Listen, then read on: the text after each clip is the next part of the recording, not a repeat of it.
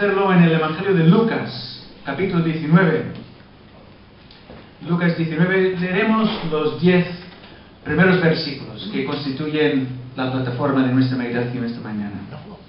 Dice así: habiendo entrado Jesús en Jericó, iba pasando por la ciudad, y sucedió que un varón llamado Zaqueo, que era jefe de los publicanos y rico, procuraba ver quién era Jesús, pero no podía a causa de la multitud, pues era pequeño de estatura. Y corriendo delante, subió a un árbol sicómoro para verle, porque había de pasar por allí. Cuando Jesús llegó a aquel lugar, mirando hacia arriba, le vio y le dijo: Zaqueo, date prisa, desciende, porque hoy es necesario que pose yo en tu casa. Entonces él descendió a prisa y le recibió gozoso. Al ver esto, todos murmuraban, diciendo que había entrado a posar con un hombre pecador. Entonces Zaqueo, puesto en pie, dijo al Señor: he aquí, Señor, la mitad de mis bienes doy a los pobres, y si en algo he defraudado a alguno, se lo devuelvo cuadruplicado. Jesús le dijo: hoy ha venido la salvación a esta casa, por cuanto él también es hijo de Abraham, porque el Hijo del Hombre vino a buscar y a salvar lo que se había perdido. Amén. Bueno, no sé tú, pero a mí lo que siempre me maravilla de Jesús cuando leo los evangelios son sus milagros. Cuando sana a los leprosos, cuando resucita a Lázaro, cuando calma la tempestad en medio del mar, cuando da de comer a 5.000 personas en el desierto. ¡Cuán afortunados! Pedro, Juan, Mateo y todos los discípulos, así como toda la gente que pudieron ser testigos de esos prodigios tan maravillosos que Jesús obraba con tanta naturalidad a la vez que con tanta autoridad. ¿Cómo me habría gustado estar aquí cuando Jesús caminó sobre el agua desafiando las leyes de la física y ver cómo el autor de esas leyes tiene la autoridad de abrogarlas en un momento dado si es necesario? Sin embargo, en este pasaje que acabamos de leer, a primera vista no se aprecia ningún milagro. Jesús no convierte el agua en vino, no sana a ningún paralítico, no devuelve la vista a ningún ciego. Pero esa es la apariencia. He dicho en apariencia, porque en realidad este pasaje describe el mayor de los milagros que existe, el milagro de la conversión.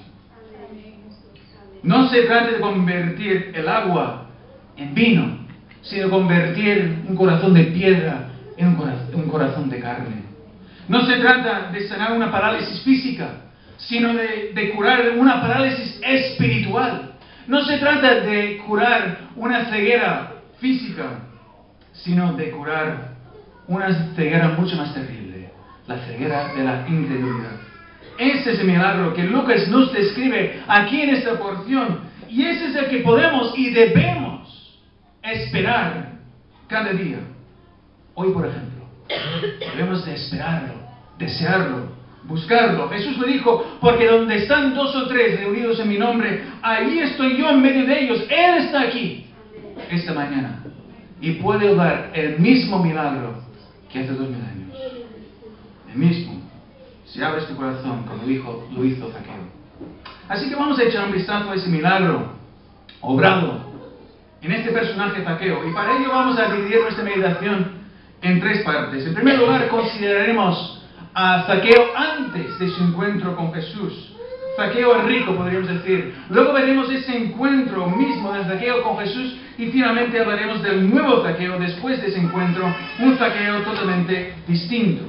Por tanto, empecemos por considerar dónde residía este hombre Zaqueo. El primer versículo que hemos leído dice: habiendo entrado Jesús en Jericó, iba pasando por la ciudad. Ahí está, Zaqueo residía en Jericó, la ciudad de las palmeras, una metrópolis próspera, llena de bullicio. Jericó se halla en un lugar especial. Jericó se halla a casi 240 metros por debajo del nivel del mar Mediterráneo, por lo que goza de un microclima tropical. Y allí crecen toda clase de plantas, árboles, pues balsameras, flores aleñas, sicómoros. De hecho, las rosas de Jericó eran consideradas extraordinariamente bellas. Y por ejemplo, Herodes el Grande construyó allí un palacio, y sobre la colina detrás de la ciudad levantó una ciudadela que llamó Cipro. Por tanto, no es de extrañar que un hombre adinerado como Zaqueo viviera en esta ciudad tan bella, tan agradable, tan llena de vida. Sin embargo, la ciudad de Jericó se edificó bajo maldición y desobediencia. Unos 1400 años antes, Josué lideró al pueblo de Israel para tomar la ciudad de Jericó, la primera ciudad que tomaron al oeste del río Jordán en su posesión de la tierra prometida. Creo que todos conocéis la historia, cómo rodearon la ciudad amurallada durante 7 días, tocando bocinas. Y el séptimo día dieron 7 vueltas a la ciudad. Y en la última vuelta tocaron las bocinas prolongadamente y dieron un grito. Y las murallas de Jericó cayeron. Y los israelitas entraron y tomaron la ciudad. Pero ojo, la ciudad de Jericó fue proclamada anatema. Fue proclamada anatema y Josué profirió una maldición sobre ella. Maldito delante del Señor el hombre que se levantare y reedificare esta ciudad de Jericó. Sobre su primogénito eche los cimientos y sobre su hijo menor asiente sus puertas. Josué 6:26. Y así fue. Así fue. Unos 500 años después, durante el reinado de Acab, un hombre llamado Hiel, de la ciudad de Betel, no hizo caso de la palabra profética de Josué y reedificó esa ciudad de Jericó. Pero tal como había profetizado Josué, tal como él había dicho, a precio de la vida de Abiram, su primogénito, y él echó el cimiento, y a precio de la vida de Segub, su hijo menor, asentó las puertas, porque la ciudad de Jericó no debía de haber sido reconstruida. Había sido proclamada anatema, es decir, condenada a la destrucción para siempre. Pero el hombre en su obstinación nunca hace caso de las advertencias de Dios y cree que puede pasar por alto sus mandamientos, sus profecías, sus palabras. Así fue también el caso de Adán y Eva, quienes no hicieron caso de lo que Dios le dijo a Adán en el huerto de Edén. De todo árbol del huerto podrás comer, mas del árbol de la ciencia del bien y del mal no comerás, porque el día que de él comieres, ciertamente morirás. Y así es como entró la muerte a toda la raza humana. Y Adán y Eva fueron echados del huerto de Edén y la tierra fue maldita por su desobediencia. Por tanto, la ciudad maldita de Jericó es un cuadro muy similar a de la tierra que hoy habitamos. Puede que este planeta tenga muchas cosas hermosas, en las cuales podemos encontrar mucho deleite, como Jericó, flores, palacios, lo que quieras, pero en realidad es un lugar que está bajo maldición. Como leemos en Génesis 3, 17 y 19, maldita será la tierra por tu causa, con dolor comerás de ella todos los días de tu vida, espinos y cardos te producirá y comerás plantas del campo, con el sudor de tu rostro comerás el pan hasta que vuelvas a la tierra, porque de ella fuiste tomado, pues polvo eres y al polvo volverás. De hecho, todo lo que ha logrado el hombre, a lo largo de los años, todo lo que el hombre ha edificado y supuestamente avanzado, igual que Hiel, que reedificó Jericó, lo ha hecho desde la plataforma de la desobediencia. Mira por ejemplo la Torre de Babel. Dios les dijo que se esparcieran por toda la tierra, que la sojuzgaran, que llenaran la tierra. Pero no, en vez de eso, todos los hombres se juntan en un solo lugar y edifican allí la torre más alta posible para llegar al cielo. Ahí está, el hombre desobedece a Dios por naturaleza.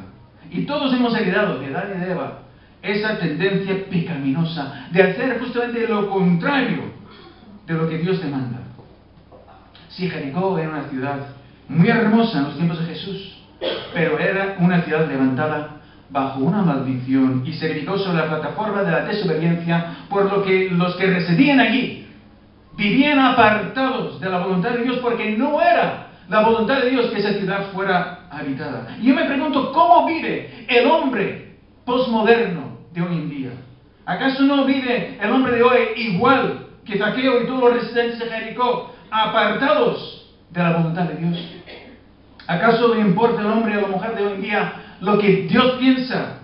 Lo que Dios realmente quiere. ¿Acaso los gobernantes de este mundo tienen en cuenta la voluntad de Dios? ¿Acaso no vivimos hoy en día en el Jericó postmoderno? Ciertamente es así. Pero Jesús entró en Jericó. Gloria a Dios. Qué maravilla, la gracia de Dios. Jesús, fíjate, que no pasó de largo. Jesús él fue realmente a Jericó expresamente e iba pasando por la ciudad, porque aunque a los residentes de Jericó no les importaba la maldición bajo la cual vivían, ni les importaba vivir conforme a la voluntad de Dios, a Jesús sí que le importaban los residentes de Jericó. Y a Jesús sí que le importa el hombre postmoderno de hoy en día. O como algunos dicen, el hombre supermoderno, hipermoderno.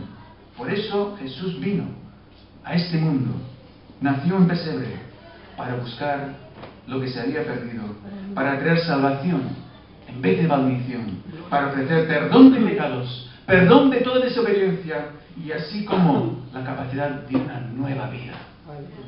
Para eso vino. Bien, hemos visto dónde vivía Zaqueo, dónde residía. Veamos ahora su profesión. Se nos dice que Zaqueo era jefe de los publicanos. Y permíteme aclarar que los publicanos eran los recaudadores de impuestos para el gobierno romano. Mirad, eran personas del propio pueblo judío. Por ejemplo, el nombre Zaqueo es un nombre judío.